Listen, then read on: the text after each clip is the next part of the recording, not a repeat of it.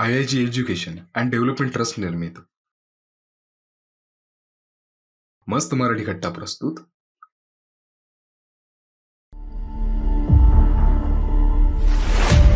कायदा. स्त्रिया बोलत का नाहीत? मार्गदर्शक ॲडव्होकेट अर्चना मोरे. स्त्री प्रश्न आणि स्त्रियांचे हक्क यासाठी कायदे क्षेत्रात विशेष सक्रिय सहभाग. विश्वस्त समाजमध्ये महिला सभा महाराष्ट्र. सिडा करार, भारतीय राज्यघटना, आपले हक्क आणि कायदे, लिंगभाव, पितृसत्ता आदी विषयांवर समाज प्रबोधन. सामाजिक विषयांवर वृत्तपत्र, पुस्तके आणि नियतकालिकांमध्ये लिखाण प्रकाशित. कामाच्या ठिकाणी स्त्रियांच्या लैंगिक छळ विरोधी समित्यांवर विविध ठिकाणी कार्यरत.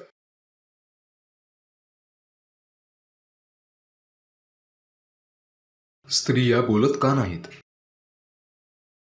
आपल्या आजूबाजूला काही स्त्रिया माहिती आहेत का ज्यांच्यावर लैंगिक अत्याचार झालाय किंवा कोणी बलात्कार पीडित स्त्री आपण पाहिलेली आहे? खूप कमी प्रमाणात. कारण असं आहे की स्त्रिया त्यांच्यावर होणाऱ्या लैंगिक अत्याचाराबद्दल मुळात बोलतच नाहीत.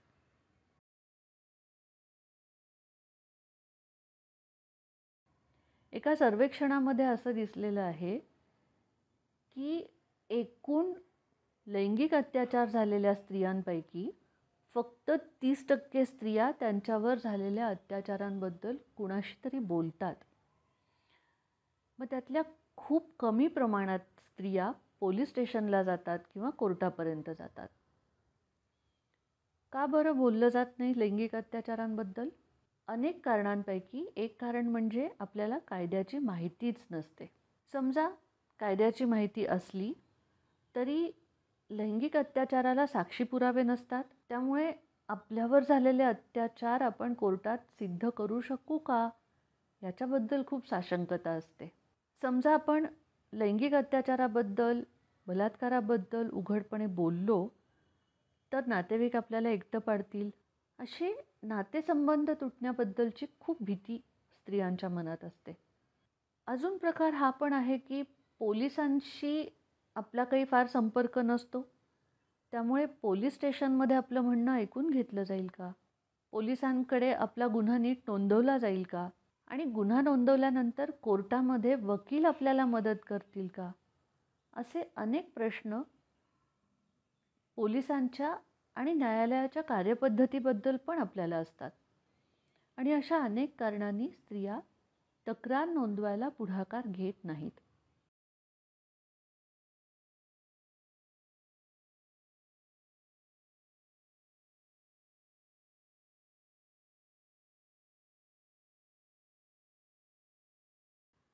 बलात्कार पीडित स्त्रियांमध्ये अजून एक खूप मोठी भीती ही पण असते की कामाच्या ठिकाणी लोकांना कळलं तर कामावर आपला गैरफायदा घेतील.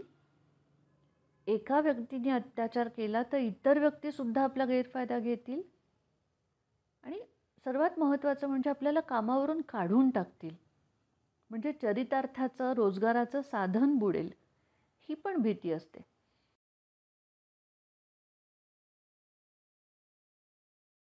आणि अशा अनेक कारणांनी स्त्रिया लैंगिक अत्याचाराच्या विरोधात बोलत नाहीत.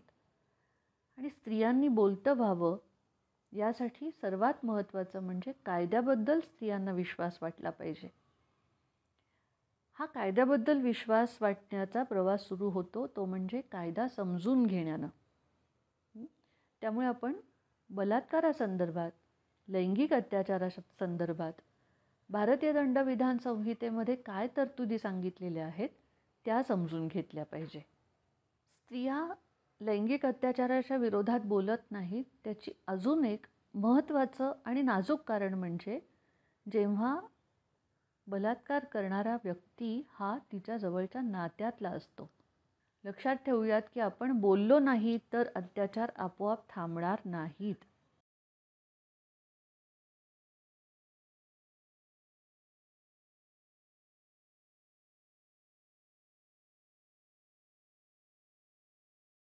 कायदा आणि शिक्षा. भारतीय दंडविधान किंवा ज्याला आपण IPC इंडियन पिनल कोड असे म्हणतो त्या कायद्यामध्ये लैंगिक शोषण, लैंगिक छळ, बलात्कार ह्या गुन्ह्यांची व्याख्या दिलेली आहे आणि या प्रकारच्या गुन्ह्यांसाठी काय शिक्षा आहे याची तरतूदही सांगितलेली आहे. एखाद्या स्त्रीचं लैंगिक शोषण, लैंगिक छळ किंवा लैंगिक अत्याचार म्हणजे काय? तर सर्वसाधारणपणे आपण बघितलं तर एखाद्या स्त्रीच्या मर्जीविरुद्ध, तिच्या संमतीशिवाय तिला स्पर्श करणं, तिच्यावर लैंगिक अत्याचार करणं, बलात्कार करणं, लैंगिक संबंध ठेवणं या सगळ्या प्रकारांना लैंगिक छळ, लैंगिक अत्याचार असे आपण म्हणू शकतो. एखाद्या स्त्रीकडे चोरून पाहणं, तिचा पाठलाग करणं, एखाद्या स्त्रीनं नकार दिलेला असताना सुद्धा पुन्हा पुन्हा तिच्याशी संपर्क साधणं, व्यक्तिगत संवाद साधण्याचा पुढाकार घेणं, चोरून लपून एखाद्या स्त्रीचे फोटो काढणं, ते फोटो इतरांना पाठवणं, लैंगिक अर्थाचे शेरे मारणं, अपशब्द वापरणं, एखाद्या स्त्रीला धक्का देणं, तिला स्पर्श करायचा प्रयत्न करणं, तिच्याकडे लैंगिक कृत्याची मागणी किंवा विनंती करणं, तिच्या मर्जीविरोधात तिला अश्लील छायाचित्र, अश्लील फोटो, व्हिडिओ दाखवणं, अशा प्रकारचे अनेक कृत्य आपल्याला सार्वजनिक ठिकाणी पण पाहायला मिळतात, खाजगी ठिकाणांमध्ये पण पाहायला मिळतात. पण आपण त्यांना किरकोळ प्रकार म्हणून दुर्लक्ष करतो. आपण हे लक्षात घेऊयात की यातलं कोणतंही कृत्य हे किरकोळ छेडछाडीचा प्रकार नाही. हे वरकरणी किरकोळ वाटणारे प्रकार हे लैंगिक अत्याचाराचेच प्रकार आहेत. आपण दुर्लक्ष केलं की ते प्रकार आपोआप थांबतात असं अजिबात घडत नाही. उलट अशा प्रकारांकडे दुर्लक्ष केलं तर ते अधिक प्रमाणात वाढत जातात आणि अत्याचार करणाऱ्या माणसाचं बळ वाढत जातं. तो अधिकाधिक आक्रमक होऊ शकतो आणि म्हणूनच या प्रकारच्या कृत्यांना भारतीय दंडविधानामध्ये लैंगिक अत्याचाराचे गुन्हे असं म्हटलेलं आहे आणि या प्रकारांना 3 ते 5 वर्षांपर्यंतच्या तुरुंगवासाची शिक्षा भारतीय दंडविधानामध्ये सांगितलेली आहे. कधीकधी एखाद्या स्त्रीला फसवून तिच्याशी संबंध ठेवले जातात. म्हणजे काय? तर एखाद्या स्त्रीला असं भासवलं जातं की तो पुरुष आणि ती स्त्री एकमेकांचे पती पत्नी आहेत. वास्तविक पाहता त्या दोघांचा विवाह झालेला नसतो, पण असं वातावरण निर्माण केलं जातं ज्यामध्ये स्त्रीला असं भासवलं जातं की ते दोघे पती पत्नी आहेत आणि असं खोटंच भासवून तिच्याशी लैंगिक संबंध केला जातो. असे लैंगिक संबंध कायद्यानं गुन्हा आहेत, कारण त्याच्यामध्ये त्या स्त्रीची संमती फसवून घेतलेली आहे. दुसऱ्या प्रकारामध्ये एखादी स्त्री मतिमंद असेल, एखादी स्त्री मानसिक आजाराच्या प्रभावाखाली असेल, ज्यामुळे लैंगिक संबंधाला तिनं संमती दिली तरीही त्या संमती देण्याचा अर्थ कळण्याची तिची बौद्धिक क्षमता नाही, मानसिक क्षमता नाही. अशा स्त्रीनं संमती दिली तरीसुद्धा त्या स्त्रीबरोबर केलेले लैंगिक व्यवहार हे गुन्हा आहे असं कायदा म्हणतो. कायदा असं म्हणतो की 18 वर्षाच्या आतील मुलगी, स्त्री ही कायद्यानं अज्ञान आहे आणि अज्ञान व्यक्ती ही संमती देण्यास सक्षम नाही आणि संमती देण्याचं तिचं वयही नाही. त्यामुळे 18 वर्षाच्या आतील स्त्रीशी केलेले लैंगिक व्यवहार, तिची संमती असो किंवा नसो, ते लैंगिक व्यवहार हे गुन्हाच आहेत असं कायद्यामध्ये म्हटलेलं आहे. आपल्याला पाहायला मिळतं की आपल्या समाजामध्ये बालविवाह होतात. तर बालविवाहामध्ये जी अल्पवयीन मुलगी आहे, जी अल्पवयीन वधू आहे, तिलासुद्धा हा कायदा संरक्षण देतो. कायदा काय म्हणतो की बालविवाहातील बायको ही 15 वर्षाच्या आतील असेल तर तिच्याशी केलेले संबंध हा गुन्हा आहे. म्हणजे केवळ विवाह केला म्हणून 15 वर्षाच्या आतील स्त्रीच्या शरीरावर हक्क गाजवण्याचा अधिकार पतीलाही मिळत नाही. कायदा म्हणतो की 15 वर्षाच्या आतील पत्नीवर सुद्धा लैंगिक संबंध करणं हा गुन्हा आहे. आपल्या समाजामध्ये पोलीस, तुरुंगाचे अधिकारी, डॉक्टर, शिक्षक अशा अधिकारी पदावर असलेले व्यक्ती हे प्रतिष्ठित मानले जातात आणि मुख्य म्हणजे ह्या व्यक्तींच्या अधिपत्याखाली अनेक तरुण मुलं मुली असतात. ह्या अधिकार पदावरच्या व्यक्तींनी जर अत्याचार केले, त्यांच्या ताब्यात असलेल्या मुलांवर मुलींवर बलात्कार केला, तर अशा अधिकारी वर्गातल्या पुरुषांना सुद्धा या कायद्यामध्ये जास्तीत जास्त कडक शिक्षेची तरतूद आहे. कायदा असं म्हणतो की वरप्रमाणे संमतीशिवाय किंवा संमती देण्यासाठी सक्षम नसलेल्या व्यक्तींवर अत्याचार केला, अधिकार पदावरील व्यक्तींनी लैंगिक अत्याचार केला, तर अशा व्यक्तींना जास्तीत जास्त कडक शिक्षा म्हणजे 14 वर्षांपर्यंत तुरुंगवास किंवा मरेपर्यंत तुरुंगवास अशी शिक्षा होऊ शकते. याशिवाय दंडसुद्धा त्यांना भरावा लागू शकतो.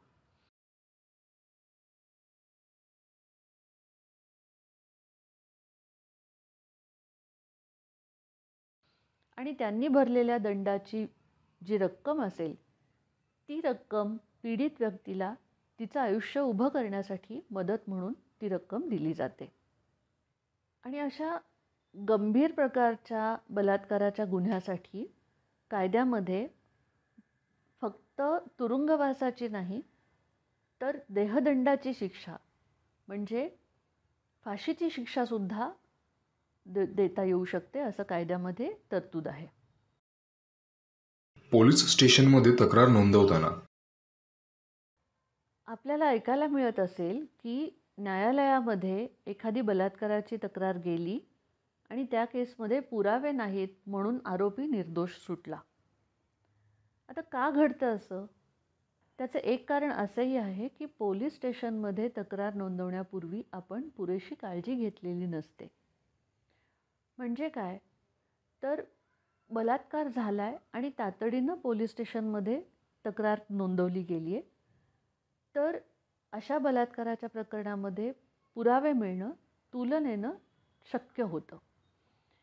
पण अनेकदा असं होतं की बलात्कार होतो, महिला घाबरते, ती थोडी लहान वयाची असेल तर ती जास्त घाबरते आणि मग घरच्यांना सांगायचं की नाही असा प्रश्न पडतो. घरच्यांना उशिरा सांगितलं जातं.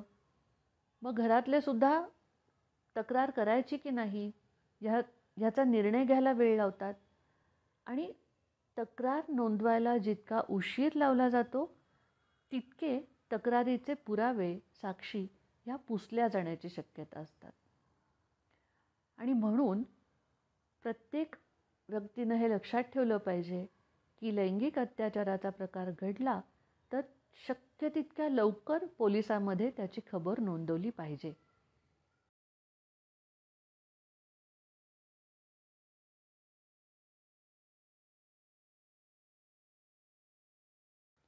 तक्रार नोंदवत असताना बलात्काराची घटना कुठे घडली, कोणी बलात्कार केला, किती जण होते, शस्त्राचा वापर केला की नाही, धाक दाखवला का, तुमच्या जवळच्या माणसांना मारण्याच्या किंवा इजा पोहोचवण्याच्या धमक्या दिल्या का, ह्या सगळ्याचा बारकाईनं तपशील पोलिसांना सांगितला पाहिजे. ह्या सगळ्या प्रकारामध्ये तुम्हाला दुखापत झाली असेल तर त्याचीही माहिती तपशीलवार दिली गेली पाहिजे. पोलिसात तक्रार दिल्यानंतर पोलीस तुम्हाला आरोग्य अधिकाऱ्याकडे, वैद्यकीय सुविधांकडे पाठवतात, जिथे तक्रारदार महिलेची वैद्यकीय तपासणी केली जाते आणि वैद्यकीय तपासणीमध्ये मिळणारे पुरावे हे गुन्हा सिद्ध होण्यासाठी खूप महत्त्वाचे असतात. बलात्कार झाला की बलात्कार झालेल्या स्त्रीला खूप लाजिरवाणी परिस्थिती येते. ती स्वतःला दोषी ठरवते. पण स्वतःकडे दोष न देता जे काही घटना घडलेली आहे ती आरोग्य अधिकाऱ्याला, पोलिसांना सविस्तरपणे सांगितली आणि त्या घटनांची योग्य ठिकाणी नोंद झाली तर असे गुन्हे कोर्टामध्ये सिद्ध करणं हे तुलनेनं सोपं बनतं. आणि म्हणून अत्याचाराच्या घटना झाल्या पोलिसांना तक्रार करणं हे अत्यंत महत्त्वाचं आहे. पोलिसांकडे तक्रार दाखल केल्यानंतर तक्रारीची किंवा आपण ज्याला FIR म्हणतो त्या FIRची एक प्रत आपल्याला मिळाली पाहिजे. जेव्हा तक्रारदार महिलेला वैद्यकीय तपासासाठी किंवा औषधोपचारांसाठी वैद्यकीय अधिकाऱ्यांकडे डॉक्टरांकडे पाठवलं जातं तेव्हा डॉक्टरांना संकोच न बाळगता माहिती देऊन तुम्ही दिलेली माहिती डॉक्टर लिहून घेत आहेत ना याची खात्रीसुद्धा आपण करून घेतली पाहिजे. अत्याचार पीडित व्यक्ती मूक असेल, बोलू शकत नसेल, तिला ऐकू येत नसेल किंवा बौद्धिकदृष्ट्या ती कमकुवत असेल तर अशा स्त्रीला स्पेशल एज्युकेटरची मदत मिळवून दिली पाहिजे पोलिसांनी.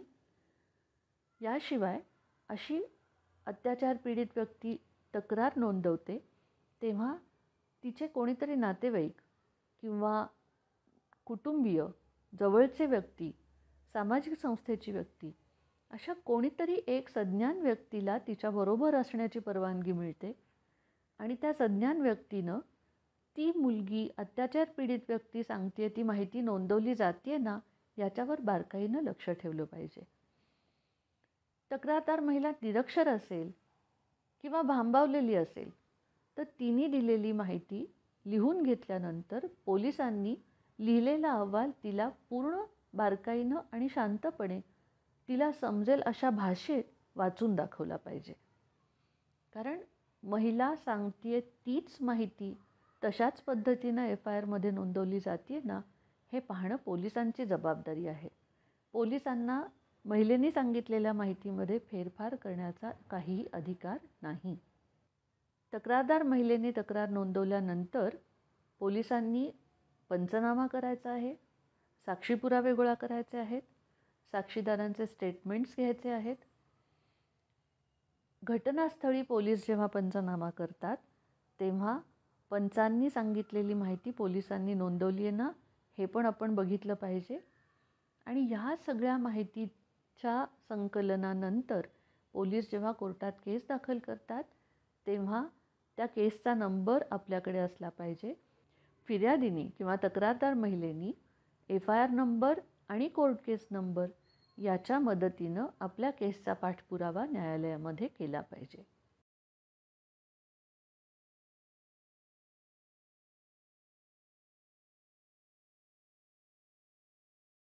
फिर्यादी स्त्रियांचे अधिकार. बलात्काराच्या प्रकरणामध्ये समाजाचा बलात्काराकडे, लैंगिक अत्याचारांकडे पाहण्याचा जो दृष्टिकोन आहे त्याच्यामुळे या प्रकरणांची सुनावणी ही अत्यंत संवेदनशीलतेनं होणं अपेक्षित आहे. आणि म्हणूनच बलात्कार पीडित स्त्रीला काही विशेष अधिकार या कायद्यामध्ये मिळालेले आहेत. भारतीय दंडविधानामध्ये, त्याशिवाय जो पुराव्याचा कायदा आहे त्यामध्ये आणि एकंदर सर्वोच्च न्यायालयाने दिलेल्या वेगळ्या वेगळ्या निवाड्यांमध्ये तक्रारदार स्त्रियांचे अधिकार हे वेळोवेळी आपल्याला पुढे येताना दिसतात. त्यातला सर्वात महत्त्वाचा अधिकार म्हणजे लैंगिक अत्याचारांच्या चौकशीसाठी किंवा कुठल्याही कारणाने लैंगिक अत्याचारांसंदर्भात स्त्रीला पोलिसांनी सूर्यास्तानंतर पोलीस स्टेशनमध्ये बोलवता कामा नये.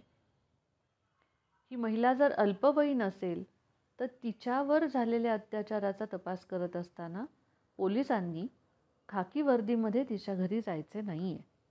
लैंगिक अत्याचाराचा गुन्हा सिद्ध करत असताना अत्याचारग्रस्त महिलेचं चारित्र्य कसं आहे हा मुद्दा अत्यंत गैरलागू आहे.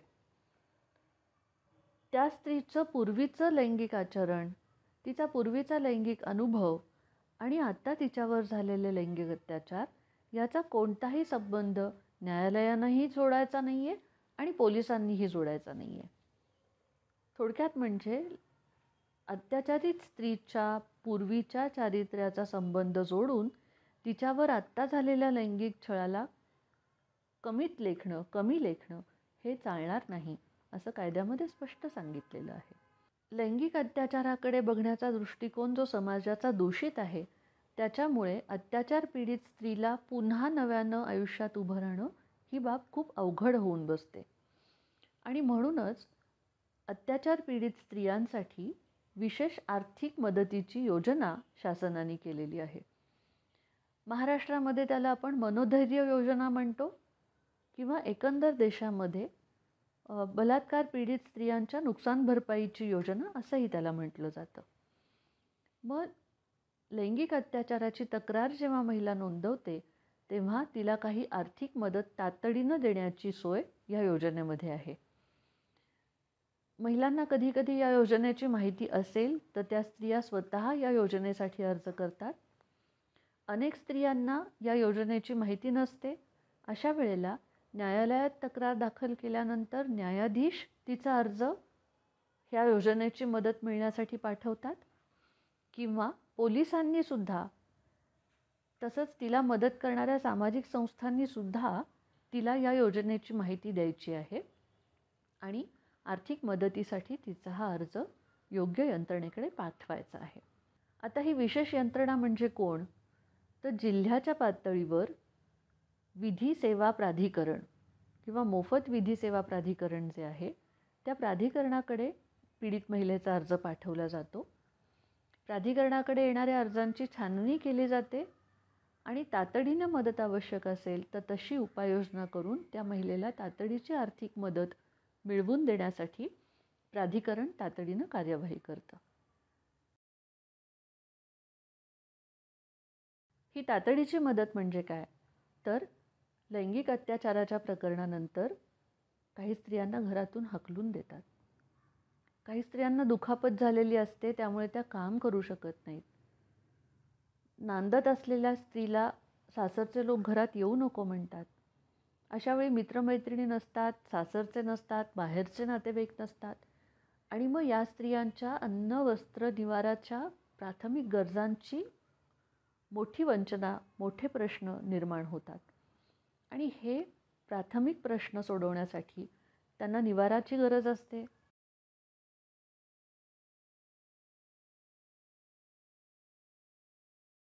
त्यांना अन्न, वस्त्र, निवाऱ्याची गरज असते. यासाठी किमान आर्थिक मदत त्यांना आवश्यक असते. ती मदत या योजनेमधून त्यांना मिळू शकते. याशिवाय प्रत्येक टप्प्यावर आणि केस पूर्ण झाल्यानंतर एकूण मदतीची रक्कम विधी सेवा प्राधिकरणातर्फे या अत्याचारग्रस्त स्त्रियांना दिली जाते. या पद्धतीनं अत्याचारग्रस्त स्त्रियांना न्यायालयातून न्याय मिळणं म्हणजे काय? तर फक्त दोषी व्यक्तीला शिक्षाच होणं असं नाही, तर दोषी व्यक्तीला शिक्षा तर झालीच पाहिजे. याशिवाय या स्त्रियांना पुन्हा सन्मानानं उभं राहण्यासाठी आवश्यक ती सर्व मदत मिळणं हाही अत्याचारग्रस्त स्त्रीचा अधिकार आहे. समाजाची भूमिका. रस्त्यामध्ये एखादा अपघात झाला किंवा एखाद्या व्यक्तीचा खून झाला तर अपघातग्रस्त व्यक्ती, जिचा खून झाला ती व्यक्ती, तिला सहानुभूती दिली जाते. पण लैंगिक अत्याचाराचाच असा वेगळा विचार आपण का करतो? लैंगिक अत्याचाराच्या प्रकरणामध्ये मात्र अत्याचार करणाऱ्या पुरुषाबद्दल कोणी बोलत नाही, तर ज्या स्त्रीवर अत्याचार झाला तिलाच त्या अत्याचारांना दोषी ठरवलं जातं.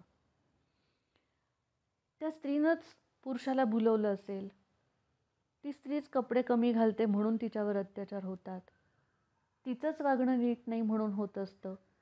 अशा पद्धतीची स्त्रीला दोषी मानण्याची आपली मानसिकता आहे आणि त्यामुळे अत्याचारी माणसांचं फावतं, अत्याचारी माणसांना धाडस मिळतं. आणि म्हणून लैंगिक अत्याचारांमध्ये न्यायालयाची जितकी महत्त्वाची भूमिका आहे तितकीच आपली समाजाची सुद्धा खूप महत्त्वाची भूमिका आहे. आपण पहिल्यांदा तर अत्याचारित पीडित स्त्रीला एकटं पाडायचं नाही हे ठरवलं पाहिजे. चूक कोणाची, अत्याचार खरंच झालेत का, हा नंतर तपशिलानं शोधण्याचा मुद्दा आहे. पण आत्ता त्या मुलीला मानसिक आधाराची गरज असेल तर आपण तिच्या पाठीशी उभं राहिलं पाहिजे. अत्याचारग्रस्त स्त्रीला जेव्हा समाज पाठिंबा देतो तेव्हा पुरुषांना पण हे लक्षात येईल, अत्याचार करणाऱ्या पुरुषांना पण हे लक्षात येईल की अरे आपण अत्याचार करून हात झटकून रिकामं होता कामा नये, आपली सुटका होणार नाही. समाज आपल्याला माफ करणार नाही. न्यायालय तर सोडणार नाहीच, पण समाजातही आपल्याला ताठमानेनं उभं राहता येणार नाही. आणि म्हणून अत्याचारग्रस्त स्त्रीला पुन्हा उभं करत असताना अत्याचार करणाऱ्या पुरुषांचा निषेध करणं, अत्याचार करणाऱ्या पुरुषांचा धिक्कार करणं हे आपल्याला केलंच पाहिजे. अत्याचार हे थांबले पाहिजेत, पण अत्याचार जोपर्यंत थांबत नाही आहेत तोपर्यंत किमान आपल्या मुली तरी अत्याचारांमुळे आत्महत्या करणार नाहीत, अत्याचारामुळे कायम खाली मान घालून जगणार नाहीत. यासाठी आपल्याला त्यांना पाठिंबा देणं आवश्यक आहे. आपण एकंदर समाजाने सर्व प्रकारच्या लैंगिक अत्याचारांचा निषेध केलाच पाहिजे. त्याशिवाय कौटुंबिक हिंसेचा निषेध केला पाहिजे. आणि सगळ्या पलीकडे जाऊन स्त्री पुरुष यांच्यामध्ये जो भेदभाव होतो त्या भेदभावाचा निषेध केला पाहिजे. म्हणजे आपल्या मुली सक्षम होतील, अत्याचार सहन करणार नाहीत आणि त्यातूनही अत्याचार झालाच तर ठामपणाने त्या अत्याचाराच्या विरोधात उभं राहून त्याच्याबद्दल बोलतील. म्हणून समाजाची, कुटुंबाची, कुटुंबियांची खूप मोठी भूमिका आहे, जेणेकरून आपल्या स्त्रियांना सुरक्षित आणि सन्मानानं जगता येईल.